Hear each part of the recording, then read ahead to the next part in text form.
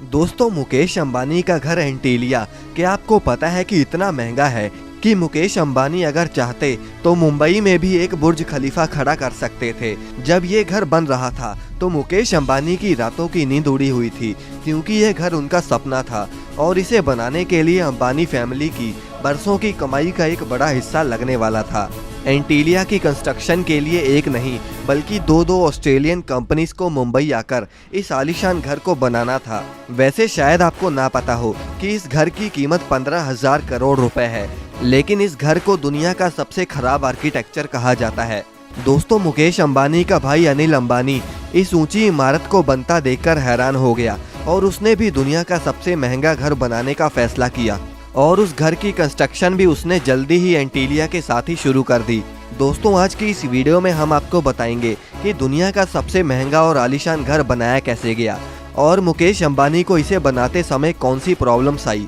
बस आप वीडियो के एंड तक हमारे साथ बने रहें और इस चैनल को सब्सक्राइब जरूर कर दें। दोस्तों, जब सन 2002 में मुकेश अंबानी के पिता का देहांत हुआ तब उनकी सारी जायदाद दोनों भाइयों में बांट दी गई और दोनों ही भाइयों ने पहले तो बहुत पैसा कमाया। हालांकि आज मुकेश अंबानी ने अपनी उस कामयाबी को बनाए रखा, लेकिन उनका भाई अनिल अंबानी मुकेश अंबानी के कंगाल भाई के नाम से जाना जाता है। अब दोस्तों, मुकेश अंबानी ने अपनी जायदाद के एक बड़े हिस्से से अपने सपनों का घर यानी कि एंटीलिया को बनाने का सोचा और घर को तो पहले सोचा गया था कि इस पर $2 बिलियन का खर्चा होगा और जब इतनी बड़ी रकम खर्च होने वाली थी तो मुकेश अंबानी ने जल्दबाजी ना दिखाते हुए इस घर का काम सन 2006 में शुरू किया। दोस्तों, सबसे पहले मुकेश अंबानी को एक ऐसी जमीन की जरूरत थी जो कि इस आलीशान घर का वजन झेल सके और वो जमीन उन्हें मुंबई की बिलियनर रो में मिल गई। उन्हें अपने घर एंटीलिया के लिए करीब 4 लाख स्क्वायर मीटर की जगह चाहिए थी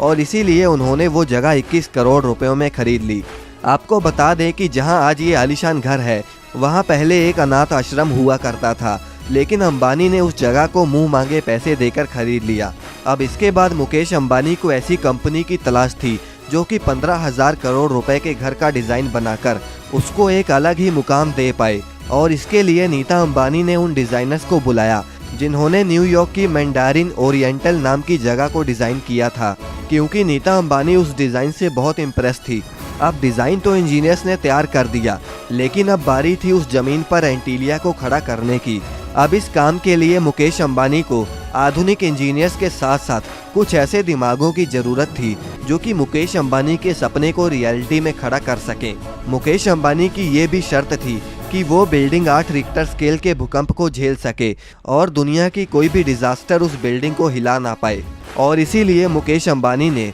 ऑस्ट्रेलिया की 2 कंपनीज को काम सौंपा। बिल्डिंग एंटीलिया की नींव एक एडवांस इंजीनियरिंग से बनी नींव है और इसीलिए बड़े बड़े लोहे के पाइल्स को जमीन में गाड़कर इसका काम शुरू किया गया था। आपको बता दें कि इस तरह की इंजीनियरिंग से आज दुनिया की सबसे ऊंची इमारत बुर्ज खलीफा को भी खड़ा किया गया था। अब बाकी का काम तो शुरू हुआ ही था कि मुकेश अंबानी ने काम पूरा करने की डेडलाइन भी जारी कर दी और वो डेडलाइन थी 2010, क्योंकि मुकेश अंबानी चाहते थे कि उनका घर छोटे भाई के घर से पहले तैयार हो जाए। अब काम तो बहुत तेजी से होने लगा, लेकिन मुंबई की झुलसा देने वाली गर्मी इस कंस्ट्रक्शन का रोड़ा बनने लगी, क्योंकि मुंबई की गर्मी में तैयार होने वाला कंक्रीट बहुत ही जल्दी सूखने लगा, जिसे अगर इमारत में डाला जाता तो उस इमारत को खतरा भी हो सकता था और इसीलिए कंस्ट्रक्शन कंपनी ने कंक्रीट बनाने का काम रात को शुरू कर दिया, क्योंकि रात को ज़्यादा गर्मी नहीं होती। अब करीब 4 साल बाद 15,000 करोड़ रुपयों की लागत से